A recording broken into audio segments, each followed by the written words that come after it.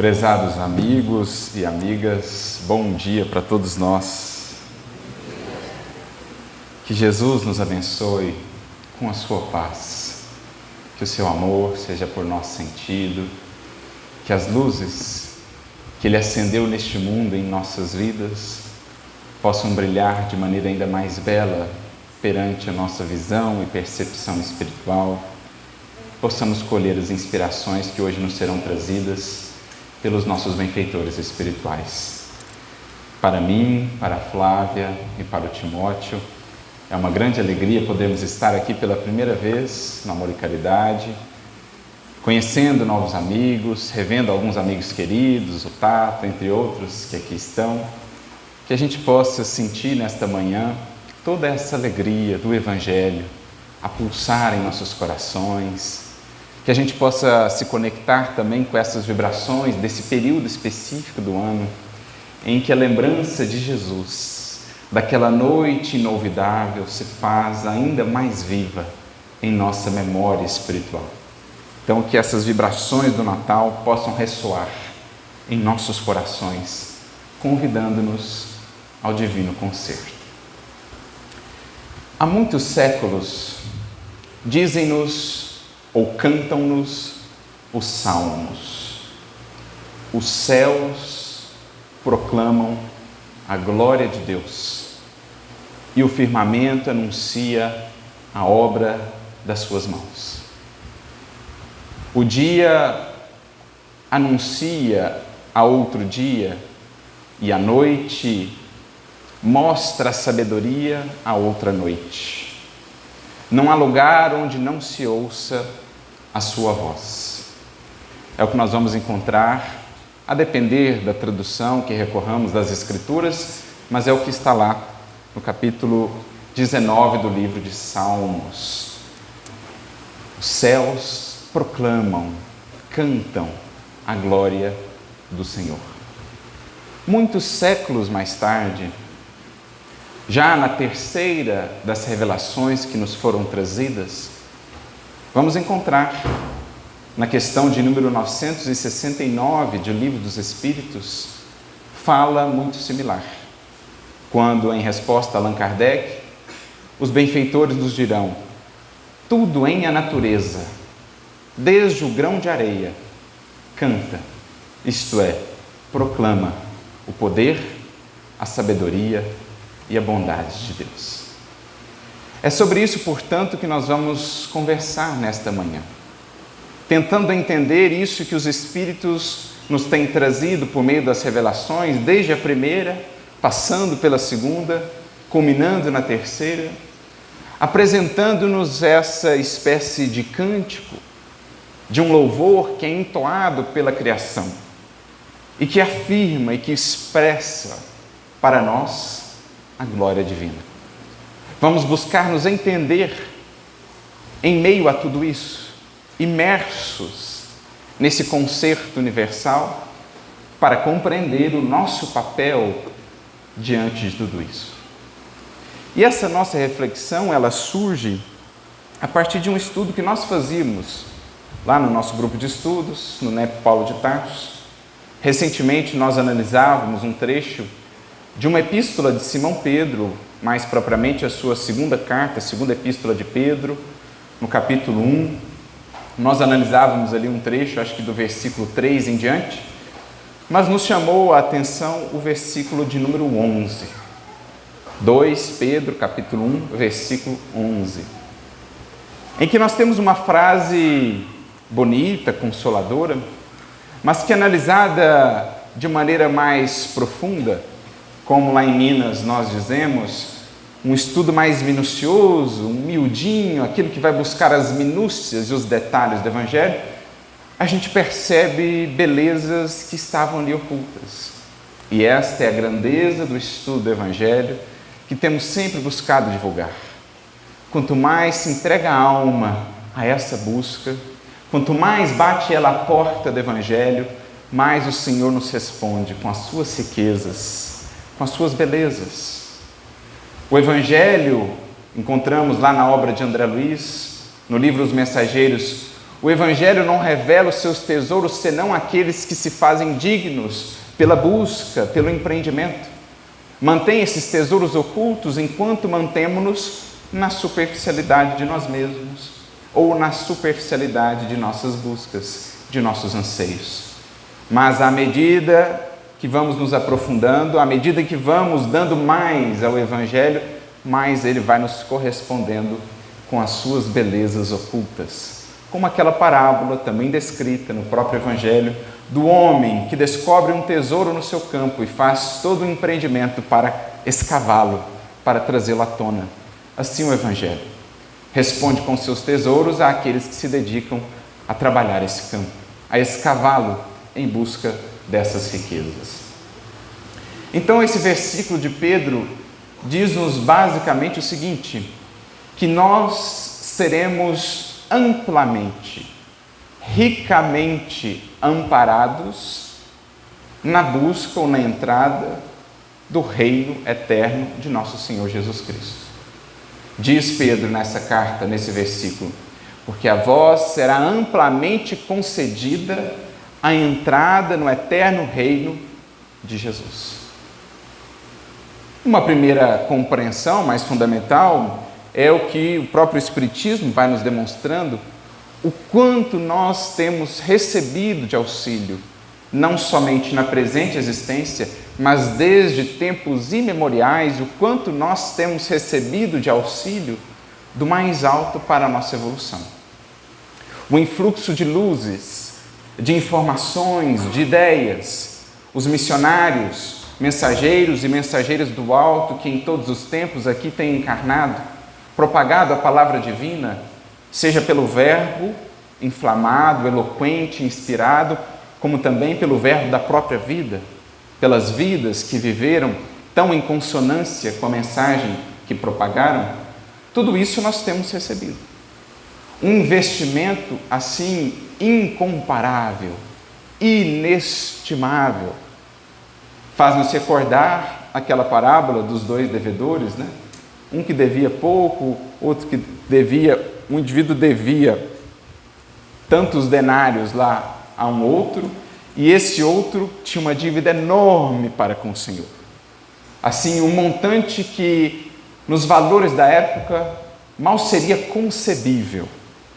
Para ilustrar para nós, né, a parábola do credor incompassivo, o quanto nós temos recebido de recursos do alto, embora muitas vezes a nossa indiferença, o nosso aproveitamento tardio desses recursos do alto. Mas recebemos 3 revelações e no transcurso de nossas existências, de nossa jornada espiritual, temos contado com o auxílio sempre presente de nossos benfeitores, espíritos que por vezes nos acompanham há séculos, tentando de várias maneiras, por vários modos, nos alcançar, sensibilizar-nos o coração para buscas mais transcendentes. Então tudo isso temos recebido. E é isso que Pedro está dizendo, a vós amplamente será concedida a entrada no reino de Jesus. O recurso do alto não nos tem faltado, o amparo, a orientação divina. Mas como aprendemos também com o próprio Evangelho e com o Espiritismo, a entrada no reino não é um processo puro e simplesmente de graça, em que recebemos do alto e não precisamos fazer nada. De fato, o alto, o Criador, nos buscou antes que tivéssemos qualquer merecimento. O seu amor por nós não está condicionado.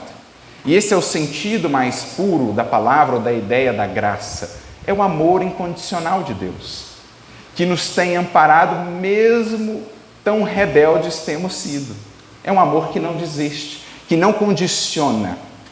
Mas, por outro lado, aprendemos também, e esse é um dos principais contributos do Espiritismo, que não haverá salvação, que por nós seria melhor compreendido como evolução, como libertação, não haverá isso sem que a criatura aceite o convite, abrace a proposta e construa em conjunto com o alto esse reino em si mesmo. Mas Simão faz questão de frisar, recursos não nos têm faltado. Temos sido amplamente, ricamente amparados nesse sentido. Mas o que mais nos chamou a atenção nesse versículo foi a palavrinha concedido. A vós será amplamente ou concedida a entrada no reino do Senhor. Ela foi traduzida, a depender da versão que se utiliza das Escrituras, poderemos encontrar outras palavras, mas a tradução mais comum lhe apresenta concedida. Quando a gente vai no grego, que foi a língua original em que foram grafados os evangelhos, nós vamos encontrar a seguinte palavra, epikoregeo. Epikoregeo. E isso foi o que nos chamou a atenção no estudo. Epi é uma preposição que tem o sentido ou o propósito ali de dar intensidade ao verbo que vem depois, que no caso seria koregeo. Então, epikoregeo é no sentido de dar ênfase ainda mais o quanto essa concessão, o quanto essa provisão de recursos de Deus tem sido farta para nós. Só que o verbo koregeo, ele é utilizado num sentido muito específico na antiguidade, né? No grego antigo, seja o grego koineo ou mesmo o grego clássico. Koregeo significa os recursos, a provisão que é concedida para a realização de um coro, de um concerto. Os recursos que eram ofertados às vezes por um mecenas, né, por um indivíduo que ia ali patrocinar um coro, esses recursos, essa provisão, esse ato de prover na realização de um coro, de um concerto, era esse verbo no grego koregeo. Simão poderia ter escolhido outros verbos para falar dessa provisão divina, no entanto ele escolhe esse, associado a essa ideia de concerto, de um coro. E naturalmente isso atende a um propósito. Porque isso, como buscamos demonstrar pelo próprio Salmo trazido ao início, bem como pela própria resposta dos Espíritos em O Livro dos Espíritos, essa metáfora, digamos assim, essa analogia da criação divina como sendo um coro e um concerto, ela tem perpassado todas as revelações, desde a primeira, ou mesmo desde antes, chegando até nós. De modo que nessa nova perspectiva, é como se Pedro, o mesmo Evangelho, estivessem a nos dizer, evoluir, associar-se ao Evangelho, desenvolver o reino do Cristo em nós, é como se integrar a um coro, a um concerto divino que já está em curso, que já está ocorrendo, e para o qual antes não estávamos sequer atentos, sendo antes notas dissonantes, ao invés de notas harmoniosas no grande concerto universal. Olha que bonito, gente. Isso me faz lembrar de uma definição de Emmanuel que está no livro O Consolador, questão de número 135. Para mim, a mais feliz definição de bem e de mal que já encontrei nas obras espíritas, tirando, naturalmente, a definição que está lá no Livro dos Espíritos, questões 629 em diante, quando Kardec e os Espíritos tratam de moral, de bem, de mal. Depois Kardec vai desenvolver melhor o assunto no livro A Gênese, capítulo de número 3, quando ele trata ali de bem e de mal. Mas essa definição de Emmanuel ela é muito bela, né? Ela é muito poética em torno do bem e do mal. Porque perguntam assim para Emmanuel, se o determinismo divino é o do bem, de onde surge o mal? O que é o mal? E Emmanuel então responde assim, o determinismo divino constitui de uma só lei para toda a criação universal, que é a lei de amor. Então essa é a proposta reguladora, harmonizadora de toda a criação, é a lei de amor, que já se manifesta de maneira incipiente, primária, mesmo nas leis físicas que regem, por exemplo, o cosmos. Para a gente ter uma ideia, São Vicente de Paulo, no Livro dos Espíritos, questão de número 888A, ele vai dizer assim: a lei de atração é a lei de amor para a matéria inanimada, para os seres, para os objetos, as coisas que não são vivos. E a lei de amor é a lei de atração para os seres vivos e animados. O que Vicente Paulo está falando para nós? Que a lei de gravidade, por exemplo, a lei de afinidade que vamos encontrar nos elementos químicos, na química, no estudo da matéria, nas forças no átomo, por exemplo, essas leis, essas forças já são formas iniciais da lei de amor, que resplandece nos altiplanos da criação. O princípio inteligente vai ensaiando essa lei nos reinos anteriores à humanidade, por meio das leis de afinidade, das leis de atração, para depois desabrochá-la em lei de amor, quando consciente. Então tudo se funde numa mesma lei organizadora, ordenadora, harmonizadora da criação. É isso que Emmanuel está querendo dizer. Esse é o determinismo divino. No entanto, voltando lá ao livro Consolador, ele prossegue. Ele diz assim: todavia, confiando mais em si mesmo do que em Deus, o ser humano transforma as suas fragilidades num foco de ações contrárias a essa mesma lei, efetuando desse modo uma intervenção indébita na harmonia divina. Eis o mal. Então, como Emmanuel define o mal? Uma intervenção indébita na harmonia do concerto universal. Claro que é uma intervenção local, no espaço e no tempo. Se a gente busca o todo, essa harmonia nunca estará perturbada, porque o mal, ele só gera uma perturbação local, temporária. Por maior que pareça o mal, diante do infinito, no espaço e no tempo, ele não é nada. É igual você pensar num lago vastíssimo, você joga uma pedrinha ali, ela gera algumas ondinhas ali no entorno dela, mas se você olha o lago como um todo, ela não gera nada naquele lago. Por isso, Emmanuel diz, para Deus, o mal é praticamente nada. No entanto, para Jesus e os seus prepostos, ele sabe que o mal tem algum impacto, e por isso eles atuam com os serviços educativos junto às criaturas humanas. Mas isso é o mal. É a criatura que se faz ainda uma nota dissonante na harmonia do concerto universal. E ele ainda acrescenta: urge recompor os elos sagrados dessa harmonia. Eis o resgate. Qual a finalidade dos processos que vivemos no mundo, as expiações, as provas, os processos de resgate? Recompor-nos nesse caminho de harmonia. Trazer-nos de volta a essa harmonia, ou fazer-nos, primeiramente, ver, perceber essa harmonia, esse concerto universal. E a finalidade última da própria criação é perceber-se imerso nessa harmonia, contribuindo para ela, ajudando a expandir esse coro que exalta e glorifica o Criador, ajudando a ampliar o império e o domínio dessa força organizadora, harmonizadora da vida, que é a força do amor.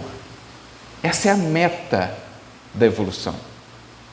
Por isso, voltando à questão que já citávamos, questão 969 de O Livro dos Espíritos, o que Kardec indaga aos espíritos ali, que eles trazem essa imagem, essa figura do coro divino, do concerto, quando eles falam, tudo em a natureza canta, proclama o poder, a bondade e a sabedoria de Deus. Kardec pergunta assim: que se deve entender quando é dito que os espíritos puros se encontram no seio de Deus, ocupados em lhe entoar louvores? Porque essa é uma visão meio clássica que se formou na própria teologia. Qual a principal ocupação dos anjos? Entoarem louvores a Deus. E aí a gente tem aquelas pinturas, dos anjos com as trombetas, e essa seria a principal função deles no céu, estarem entoando louvores a Deus. Só que nós materializamos muito essa ideia, a gente imaginava lá um anjinho mesmo, com uma trombeta, e a função dele era ficar E aí os Espíritos respondem assim: é uma alegoria, é uma metáfora que fala da inteligência, isto é, do entendimento que esses Espíritos puros já têm das perfeições dos atributos do Criador. E entoar-lhe louvores não é essa figura materializada dos anjinhos lá com as suas trombetas, né? Vivendo quase que numa contemplação eterna e ociosa. Entoar louvores é viver em plena harmonia com esse concerto universal, vibrando pelo diapasão do amor. Nessas faixas de operação, tudo que o Espírito faz é louvor a Deus. Qualquer pensamento dele, qualquer sentimento dele é louvor a Deus. Quando se chega a essa altura, o próprio Leon Denis irá nos falar, né? Quando trata da prece, que está associada à lei de adoração, ele vai dizer assim: chegado a certa altura, o pensamento da criatura humana é, a todo tempo, uma prece, um louvor a Deus. Quem vibra no bem, quem sente o bem, quem pensa no bem, está entoando louvores a Deus, está adequando-se a esse concerto, está se tornando uma nota harmoniosa na criação, onde foi colocado pelo Criador. Essa é a ideia que está por trás dessa figura que a gente traz, né, desde tempos imemoriais da visão teológica dos anjos entoando louvores a Deus. É uma alegoria da harmonia que já alcançaram com o Criador, com as suas leis, dentro desse concerto universal. Por isso a gente vai entender Emmanuel, no livro Caminho, Verdade e Vida, capítulo de número 123, quando ele vai nos trazer uma outra definição de vida. É porque a gente se recorda de alguns momentos no Evangelho em que Jesus traz-nos essa visão de que a vida é diferente do que geralmente entendemos por viver. Para indivíduos que teoricamente estavam vivos, ele chega e diz: eu vim para que vocês tenham vida. Como assim, Senhor? Nós não estamos vivos? Como é que é? Não, é que vida não é isso. Vida é algo mais amplo do que isso. É algo maior do que isso. Ele fala da vida abundante, o Mestre. Então, Emmanuel, nesse capítulo, vai dizer assim, que nós precisamos renovar, e o Espiritismo tem feito esse trabalho, renovar a nossa conceituação do que seja viver. Porque ele diz que a nossa visão muito imediatista de vida nos torna como que crianças espirituais. Afinal de contas, como é que você vai entender a vida fazendo só um recorte entre berço e túmulo? Como é que você vai entender tendências? Como é que você vai entender a diferença tão vasta entre seres, entre personalidades, entre espíritos? Como é que você vai entender a diferença entre destinos? Uma gama tão diversa de experiências, se você faz um recorte de vida entre berço e túmulo. Como é que você vai entender a justiça divina se a sua visão é assim tão estreita? Por isso ele fala, essa visão estreita tem nos dado, ou tem nos mantido numa condição de infância, de ingenuidade espiritual, mesmo de ignorância. É preciso ampliar, e é isso o que o Consolador principalmente vem fazer conosco. As vozes do céu ressoaram para que o nosso conceito de vida se amplie, preparando em nosso coração a vida abundante que nos está reservada. Por isso Emmanuel conceitua dizendo, viver não é simplesmente fazer a jornada da infância ao porto da morte, com escalas pela juventude, pela madureza e pela velhice. Viver é participar da criação pelo sentimento e pelo raciocínio. É ser alguém, alguma coisa no concerto do universo. Olha que bonito, gente. A definição de Emmanuel para o que seja vida é participar da criação. É ser alguém, alguma coisa no concerto universal. Em outras palavras, que notas temos produzido? Que lembrança temos deixado junto àqueles pelos quais passamos? Ao se lembrarem de nós, lembrarão de uma vida que era tal qual uma sinfonia, um concerto de bondade, de humildade, de simplicidade, de amor e de esperança? Ou lembrarão de nós mais tarde como aqueles ruídos, o ruído da maledicência, o ruído da revolta, da amargura? Serão essas as notas com que embalaremos as vidas ao nosso redor? Ou serão notas de harmonia que apontam para a grandeza da vida e da criação? Assim Emmanuel define viver, participar da criação. E não é por outro motivo que temos encarnado. Quando vamos ao Livro dos Espíritos, questão de número 132, Kardec pergunta aos benfeitores: qual o objetivo da encarnação? Para que nós viemos aqui? Para que temos vindo aqui tantas vezes já, tomando um corpo material? A resposta é mais ampla, mas eu gosto muito de uma parte da resposta, em que os Espíritos nos dizem: é para que a criatura descubra a parte que lhe toca na obra divina. A gente encarna, a gente passa pelas lutas aqui, pelas dificuldades que nos aprimoram, que nos fazem desenvolver a inteligência, que nos impelem também a desenvolver novos sentimentos. A gente tem feito tudo isso para descobrirmos a parte que nos toca na criação. Porque Deus fez a sua obra de tal maneira que cada nota será importante. Um planeta só alcança a redenção quando todos os corações que aí vivem vibrarem pelo mesmo diapasão. Enquanto houver uma nota dissonante, não teremos ainda alcançado verdadeiramente o reino na Terra. Poderão os indivíduos em particular terem alcançado o reino em si, mas o reino como projeto divino para este mundo, só quando todos vibrarem em uníssono. Só quando todos se regerem pelo mesmo Maestro, que nesta terra atende pelo nome de Jesus. Fidedignos a esse concerto divino, cumprindo a parte que lhes toca na criação, porque, diz-nos também Emmanuel, Deus não dá cópias. Ninguém poderá fazer a parte que lhe compete na criação. E o alto espera a tua parte bem feita. Por isso diz Jesus, a alegria nos céus é maior por um pecador que se arrepende do que por 99 justos que estão no caminho correto. Porque os 99 já estão sendo notas harmoniosas, mas aquele um que está transviado está sendo a nota que está prejudicando o concerto, a sinfonia, que está gerando ruído, que não está permitindo ainda que a beleza do Criador e da sua obra se manifestem a todos nós.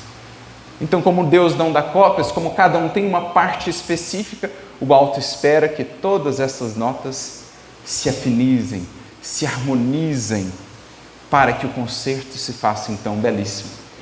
Tanto para que primeiro possamos perceber a vida nessa beleza que a perpassa, para a qual muitas vezes estamos cegos, tomados pelas nossas preocupações, pelas ilusões, pelo espírito de revolta, de amargura. A criatura passa pela vida sem perceber esse coro celestial,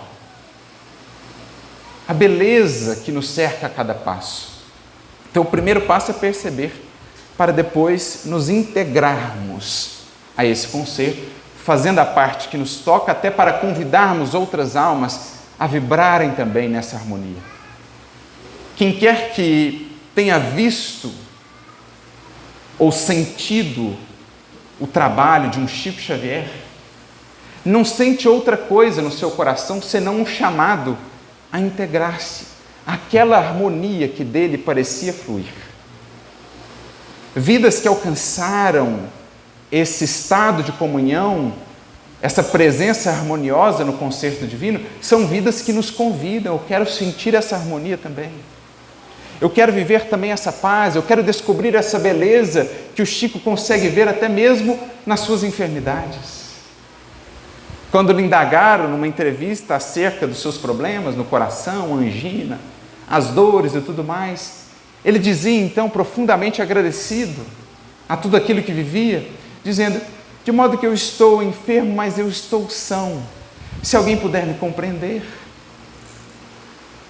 Porque a criatura sã, a criatura que se harmonizou com o propósito da vida, mesmo na enfermidade e na dor, ela vê algo das notas divinas, das forças sublimadoras da vida.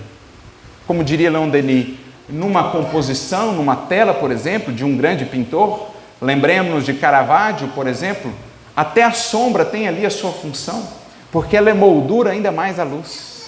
Em meio à sombra, a luz se faz ainda mais bela. E é assim que muitas vezes a sombra da dor em nossa existência torna a esperança em Jesus ainda mais bela, torna a confiança em Deus ainda mais sublime, mais consoladora. Como numa pintura, portanto, numa obra-prima, a função da sombra ali está também no universo e na criação. Essa a proposta do Evangelho, lembrando essa singela palavrinha que Pedro coloca ali no meio, dizendo que o convite do Evangelho, tudo que temos recebido do Evangelho não é senão um convite para nos integrarmos nesse coro celestial, nesse concerto divino, para que espraiemos como multiplicadores para o mundo os cânticos imortais da Boa Nova. O mais belo dos poemas já entoados neste mundo, o mais belo e sublime dos cânticos que partiu dos lábios divinos de Jesus, mas que pede outros lábios e outros corações que possam multiplicá-lo. Isso é o Evangelho. Fazemos-nos instrumentos afinados sob a regência do Divino Maestro que é Jesus. Isso me faz lembrar uma outra mensagem de Emmanuel no livro Vinha de Luz, capítulo de número 124, cujo título é O Som. Emmanuel comenta uma fala do apóstolo Paulo na sua primeira carta aos Coríntios, capítulo 14, versículo 8, quando Paulo diz assim, olha interessante, né? Como é interessante as imagens de que Paulo se servia. Ora, ele se servia das imagens dos esportes que ele praticou o seu tempo, ora ele se servia de imagens relativas ao som, ora ele elencava filósofos do pretérito. Paulo era uma coisa impressionante. E ele diz assim, porque se a trombeta der sonido incerto, quem se preparará para a luta? Alguém fala, o que isso tem a ver com o Evangelho, gente? Trombeta, sonido incerto, luta. Do que Paulo está falando? Naturalmente, ele está fazendo aqui uma analogia, uma comparação com as trombetas, por exemplo, que se tinham nas lutas, então, nas guerras. Geralmente, você tinha aquele que tocava a trombeta para preparar o exército para as lutas. Só que aqui Paulo não fala de uma luta sangrenta, não fala de uma luta que envolva armas materiais, não é essa a luta. Como sabemos, a grande luta do Evangelho é portas adentro do coração. A cruz tem a imagem de uma espada invertida, fincada no solo, como a dizer que para o cristão todas as lutas lá fora cessaram. Não há mais espada levantada contra ninguém, porque agora a espada está fincada para sempre e fincada em nosso coração, como a representar que agora a luta é interna. Agora é no terreno, é no solo de nós mesmos a grande batalha do Evangelho. Que naturalmente representa uma luta contra as forças que ainda se opõem à luz do mundo. Ainda existem espíritos, ainda existem irmãos nossos que laboram contra a luz. E aquele que se propõe a trabalhar pela luz vai enfrentar resistências. Mas ele vai vencê-las como Jesus as venceu, pacificamente. Qual a arma de que Jesus se serviu para vencer as sombras que quiseram limitar do trabalho? A arma do sacrifício, a arma da cruz. Renuncia ainda mais, perdoa ainda mais, dá ainda mais de si mesmo, porque essa é a vitória do bem contra o mal. Nunca se servindo das mesmas armas. Então é dessa luta que Paulo está falando. Luta que todos teremos de travar. Não nos enganemos. Jesus, aos seus seguidores, promete, como primeiro recurso, uma cruz. Quem quiser vir após mim, negue-se a si mesmo e tome a sua cruz. Esse é o primeiro presente que Jesus nos dá. Lidarmos com as nossas cruzes. Em outras palavras, com as nossas lutas. Só que, entendendo esse aspecto, o que Paulo está dizendo? Se a trombeta der sonido certo, quem se preparará para a luta? Quem irá se preparar para a luta?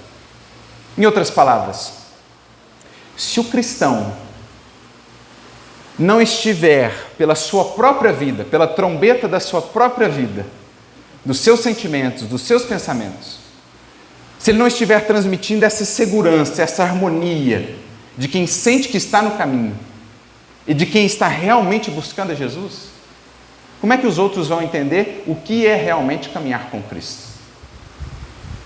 Paulo está dizendo no fundo o seguinte: se nós não tivermos aqueles que exemplificam, em meio a lutas ásperas, a desafios tremendos, a esperança e a confiança em Jesus, como é que a gente vai cativar outros corações? Como é que a gente vai fazer com que essa mensagem se expanda? É isso que ele está dizendo. Nós precisamos, diz ele, de continuadores que afinem a trombeta dos seus sentimentos, dos seus pensamentos ao Cristo e transmitam uma mensagem, um cântico, uma harmonia segura que cative outros corações. Porque foi isso o que os primeiros fizeram. Tendo por perspectiva as mortes as mais infamantes, seja crucificados como mestre, seja queimados em piras, sejam lançados às feras, o que faziam aqueles corações? Por indução, por inspiração da própria Maria, mãe de Jesus, que como primeiro feito após a sua desencarnação, busca os circos de Roma e assopra no ouvido de uma jovem médium que lá estava: minha filha, canta. Ante a dor, ante a humilhação e ante a perseguição, faz soar a trombeta da Boa Nova. Anuncia pelo verbo, pelo coração e pelo olhar, que vocês já partilham com Cristo do concerto universal. Para além da matéria e para além da morte, já vibra em vossas almas o cântico da esperança imortal. Por isso aqueles mártires adentravam cantando nos círculos. Era a trombeta segura, não a trombeta incerta. Eram as trombetas afinadas com Jesus. Nos momentos de luta mais áspera, dizendo: nós estamos aqui, firmes com o nosso Mestre. Venham conosco, não temam.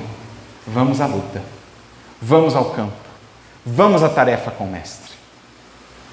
Por isso está lá em O Evangelho segundo o Espiritismo, quando o Mestre pronunciou a divina palavra amor, os povos se sobressaltaram e os mártires, ébrios de esperança, desceram aos circos.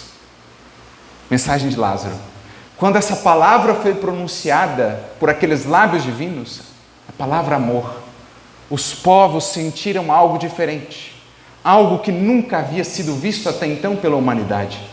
E os mártires então sentiram-se embriagados de esperança e desceram aos circos a cantar.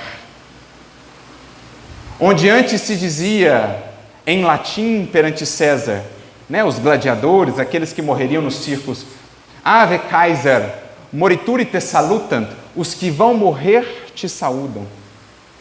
Depois do cântico da Boa Nova se diria: Ave Cristo, os que vão viver para sempre te saúdam e te glorificam. Esse é o cântico da esperança. As trombetas seguras que ecoaram nos circos, nos locais de martírio. E é isso que se nos pede. Não a trombeta insegura que duvida, que se emociona aqui para logo depois desfalecer, desanimar. Precisa-se de algo mais afinado. E esse é o trabalho fundamental de todo cristão. No esforço de estudo, no esforço de renovação do sentimento, afinar, afinizar o nosso sentir e o nosso pensar com Jesus. Por isso, ao comentar esse versículo de Paulo, Emmanuel vai dizer assim: precisamos entender que os aprendizes da Boa Nova são os instrumentos do Senhor, instrumentos musicais. E não poderemos esquecer da necessidade de afinar a nossa trombeta, a trombeta dos nossos sentimentos e dos nossos pensamentos, diz Emmanuel, pelo diapasão do Divino Mestre, para que a nossa interferência individual, junto a outras vidas, a outros corações, não venha a ser uma nota dissonante no sublime concerto do serviço redentor. Para que nós deixemos de ser notas dissonantes que apresentam uma visão equivocada do Cristo, que apresentam um cristianismo que não é o cristianismo em sua pureza, precisamos fazer esse imenso trabalho de conhecer o que temos sentido, o que temos pensado e o quanto isso já se harmoniza com o que o Cristo nos deixou pelo diapasão do Evangelho. Da importância de conhecer as suas palavras, meditar sobre elas, senti-las, aplicá-las, porque é isso que vai nos aproximando desse tom, do tom de Jesus, do diapasão do Mestre. É isso que nos fará essas notas harmoniosas, nessa imagem, nessa metáfora que aqui nos tem sido trazida pela espiritualidade. E é isso, a mesma imagem, a mesma figura que nós vemos, abrindo a chegada de Jesus, abrindo uma nova era para a humanidade, o momento mais importante da história deste planeta, depois da sua própria criação, que foi quando ele desceu das esferas da harmonia sublime para estar conosco. Qual a grande primeira mensagem do Evangelho? Quando Jesus era ainda simples criança. É o coro dos anjos, anunciando a alegria da chegada dele e da sua mensagem. O Evangelho é aberto com um coro de anjos, um coro celestial, como a dizer para a humanidade: sois chamados a participar desse concerto, desse coro. O Evangelho não veio senão para isso. Diz Emmanuel que na fala dos anjos aos pastores, que nesses tempos relembramos pelo Natal, está ali todo o programa do Evangelho. O que eles cantavam? Glória a Deus nas alturas, paz na terra e boa vontade para com os homens. Diz Emmanuel, nesses 3 princípios está resumido todo o cristianismo, toda a mensagem de Jesus. Por quê? Glória a Deus nas alturas, o nosso dever para com Deus. Boa vontade para com os homens, o nosso dever para com o próximo. E paz na terra, o nosso dever primacial para com nós mesmos. Porque é sobretudo aqui paz na terra de mim mesmo. Pois como vou ofertar paz à terra se não a tem em mim? Então paz na terra é o dever da criatura para consigo mesma em primeiro plano.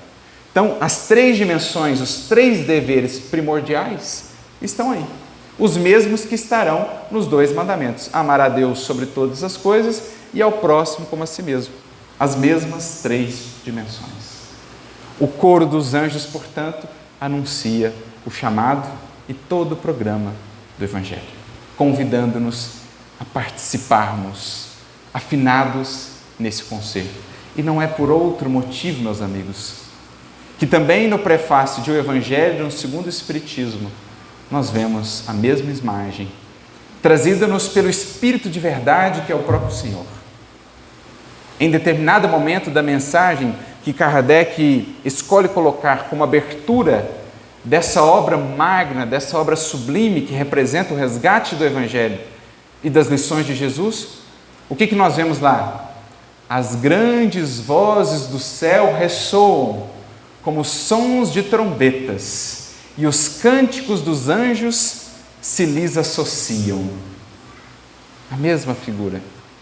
Nós vos convidamos, a vós homens, para o divino concerto. Eis o convite das vozes do céu, da espiritualidade.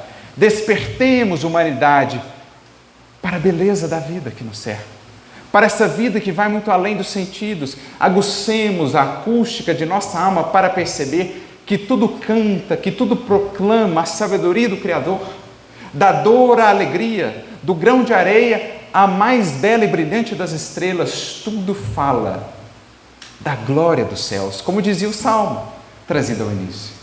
Então nós os convidamos, a vós, seres humanos, para o concerto divino. Tomai da lira, fazei uníssonas vossas vozes, e que num hino sagrado elas se estendam e repercutam de um extremo a outro do universo. É assim que os Espíritos apresentam o convite do Consolador. Tomai da lira, o que seria isso? Qual a lira? A lira imortal que Chico psicografou numa obra? A grande lira do universo atende pelo nome, para nós, por enquanto, de coração. E é tangendo, é trabalhando as suas cordas que as criaturas entoarão o mais belo dos cânticos e dos poemas que é dada à acústica espiritual a ouvir, que é o cântico do amor. O mesmo que Jesus expressou, trabalhando, tangendo as cordas da harpa do seu coração. Isso é tomar da lira. Isso é fazer uníssonas as nossas vozes, porque o amor une. O amor agrega, como lembrávamos de Vicente de Paulo. O amor é a única força que sabe extrair da mais absoluta diversidade uma unidade de buscas e de propósitos. No serviço com Jesus, teremos espíritos com as mais diferentes trajetórias, com as mais diferentes experiências. No entanto, pelo diapasão do amor, estarão unidos no mesmo ideal de serviço, no mesmo propósito de trabalho com Jesus. Só o amor consegue isso. Onde falta o amor, surge e se alastra a desunião. Onde falta a caridade, surge e se espalha a divisão. Por isso Kardec já nos dizia, se dissonâncias, se divergências houverem entre os grupos, me colocarei sem pensar nas causas, em quem teve ali os primeiros equívocos, me colocarei do lado que tiver mais caridade. Porque onde há caridade, há abertura para a renovação, há mais possibilidade de reharmonização. Mas onde falta amor, onde falta caridade, há orgulho. E onde há orgulho, há personalismo, há campo aberto para a divisão, para a separação, para o ciúme, para a inveja. E é isso que tem comprometido a nossa redenção no mundo. Precisamos fazer uníssonas as vozes, e é isso que os Espíritos nos têm chamado. E para demonstrar isso de maneira ainda mais bela, recorremos aqui ao bardo, ao poeta do Espiritismo, grande apóstolo que foi, nosso querido Leon Denis. No seu livro chamado O Grande Enigma, ele tem um capítulo muito interessante, capítulo de número 4, chamado As Harmonias do Espaço. E é até difícil escolher um trechinho do Leon Denis para apresentar, porque você vai ler, você quer apresentar o capítulo inteiro, porque é tudo tão bonito, tudo tão belo, a maneira como ele descreve a criação divina, gente. É a sensação, talvez, é aquela mesma sensação que Saulo um dia sentiu. Sentimos como que escamas caindo de nossos olhos espirituais. Sabe, uma cera sendo removida de nossa acústica espiritual. E a gente começa a perceber que a vida ela é muito mais bela e harmoniosa do que a gente imaginava. Porque nós criamos uma nuvem ao nosso redor de preocupações, de angústias, de revolta, as nossas emoções perturbadoras, como aprendemos com o Espiritismo, cria uma psicosfera que nos torna assim inabordáveis por essa harmonia. Nós como que ficamos isolados dessa harmonia que nos cerca, não a percebemos. Mas Leon Denis, por meio da sua habilidade literária, o Evangelho de Jesus, por meio da sua sensibilidade, o serviço no bem, a beleza filosófica, a lógica esclarecedora do Espiritismo, tudo isso vai removendo das percepções da alma essas barreiras, as escamas, a cera, os véus. E a vida se nos mostra tão bela. Mesmo nos dias de luta mais áspera, há tanta beleza que contemplar, há tanta beleza pela qual agradecer. E é sobre isso que Leon Denis vai falar para nós. Em determinado momento ele diz assim: o universo é um poema sublime, do qual começamos a soletrar o primeiro canto. Primeiro canto, gente. Não por acaso, Kardec define na introdução de O Livro dos Espíritos o Espiritismo como ciência do infinito. E ele diz assim: se muitos anos de estudo são pedidos no mundo para se formar um médico, um engenheiro, e nem sempre dos melhores, diz Kardec, quanto não se pedirá para desbravar a ciência do infinito? Por isso o benfeitor Camilo, orientador espiritual de Raul Teixeira, dizia a ele: meu filho, o espiritismo é como um vasto oceano. Por enquanto nós ainda estamos pisando na praia, mal molhando os pés nas ondas que chegam à areia, mas há um oceano a desbravar. Nós estamos soletrando agora o primeiro cântico do universo. E dizem-nos os espíritos superiores, cuja sensibilidade e a percepção se ampliou a níveis que nós sequer conseguimos abordar, dizem-nos eles: em toda parte do universo em que se esteja, há melodias, há cânticos a ouvir. Cânticos e melodias tão belos que as mais belas sinfonias já produzidas no mundo, mesmo a nona de Beethoven, parecem simples barulho, simples ruído. E eu ficava pensando nisso, porque a nona de Beethoven é aquela que me embalou nos momentos mais ásperos, é aquela que a sensação depois de vivê-la e de experienciá-la é de realmente projeção a outros planos. E aí os Espíritos vêm e falam: isso é barulho, meu filho, você não está preparado ainda para o que é o cântico do universo, para a gente ver o que nos espera. Por isso Paulo, muito felizmente, numa de suas cartas disse: olho nenhum viu, ouvido nenhum ouviu, e mente nenhuma imaginou o que Deus preparou àqueles que o amam. Nós não temos ideia da beleza que nos espera. Nós estamos soletrando aqui o primeiro cântico e já nos emocionamos. Nós vemos o cântico do próprio planeta Terra, na beleza de sua natureza, e já nos encantamos, a ponto de as lágrimas serem vertidas, com a beleza da noite e a multitude de estrelas, com as cores inalcançáveis por qualquer pintor de um pôr do sol, com as cores multiversas que encantam, que pintam as corolas de cada flor. Se tudo isso já nos fascina e encanta, o que não nos espera, meus amigos? Isso me faz recordar um caso que está registrado num daqueles livros de casos, sobre Chico Xavier. Ele contando uma vez a história de Inácio de Antioquia, grande mártir cristão que foi lançado às feras, que se chamava até trigo de Deus, para ser amassado pelas bocas dos leões. E conta-se que quando ele foi preso, foi levado até Roma para ali ser martirizado, e os guardas o acompanhavam. Quando ele chega em determinado trecho da estrada, ele contempla a famosa cidade eterna. Roma, diziam todos os historiadores, era belíssima, por isso chamada de cidade eterna, com as suas 7 colinas. E ele então, ao ver a beleza daquela cidade, ele sorri. E o guarda que estava do lado pensa: por acaso você é tolo? Não sabe que você está chegando aqui para morrer? Por que você está sorrindo? Eu sorri porque, se Deus permite essa beleza àqueles que não o amam nem o conhecem, o que não estará reservado àqueles que o servem e àqueles que o amam? Então é disso que nós estamos falando. O universo é um poema sublime do qual começamos a soletrar o primeiro canto.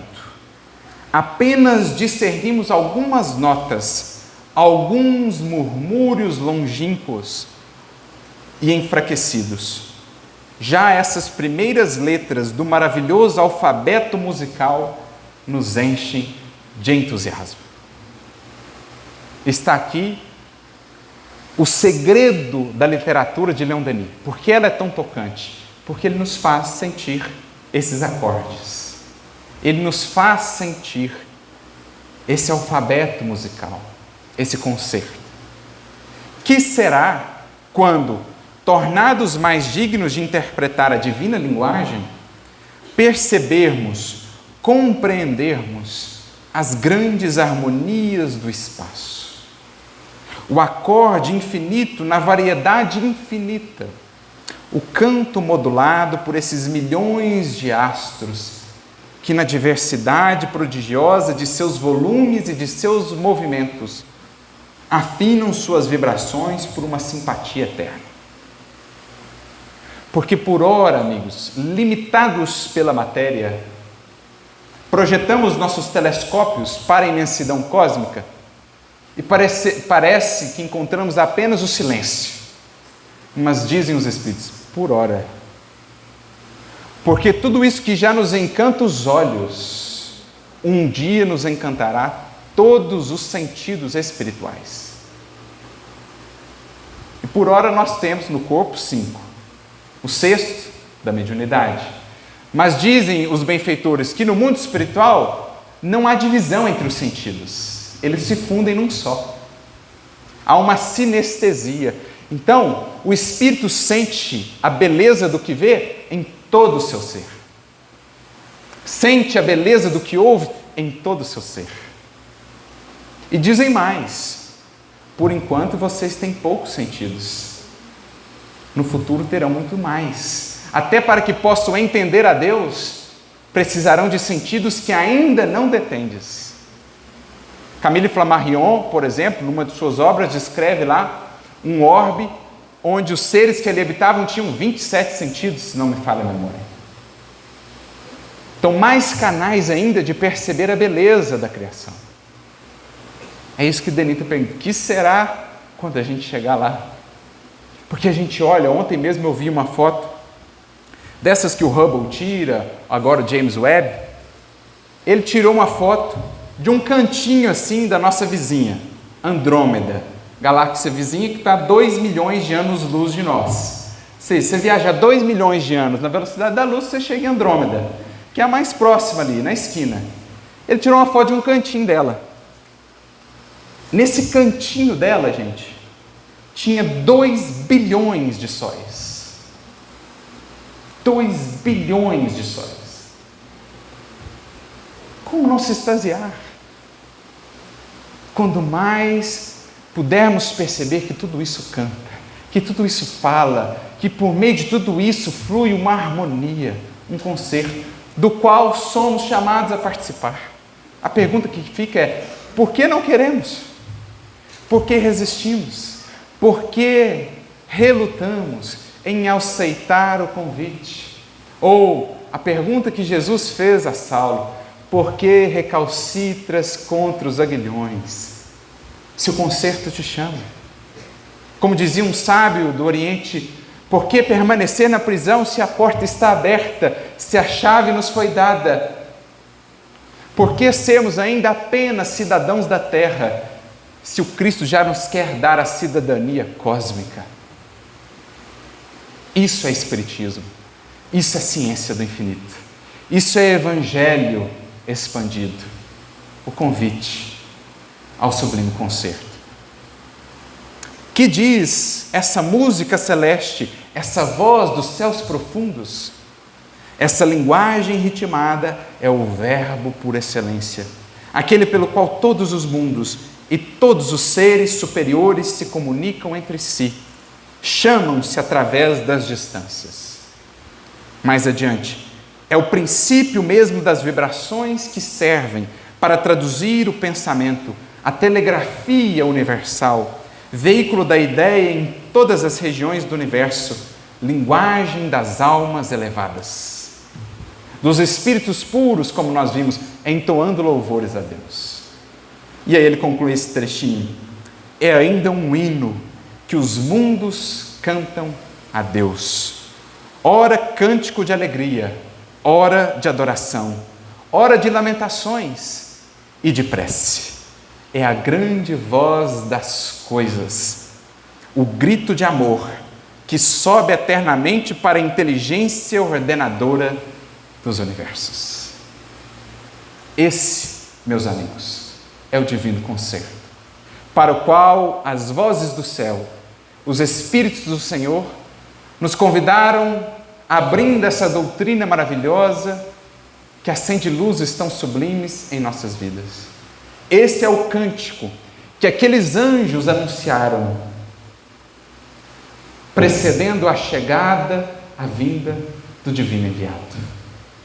O convite está posto, a harmonia nos espera, que não sejamos mais notas dissonantes. Afinemos a lira do coração, a nossa trombeta dos sentimentos e dos pensamentos, pelo diapasão do Evangelho, pelo diapasão do amor de Jesus. E então sentiremos desde já, mesmo aqui ainda no mundo, essa vibração, essa harmonia universal, que nos espera ainda mais bela e mais luminosa nos altiplanos do além. Já dizia há muitos séculos o Salmo: os céus proclamam a glória do Senhor. Os Espíritos nos relembraram, possamos nós também anunciar em nossa vida a grandeza e a beleza da vida, dessa vida abundante que o Senhor veio nos trazer. A todos muita luz, muita paz e muita harmonia no concerto sublime com Jesus. Feliz Natal para todos.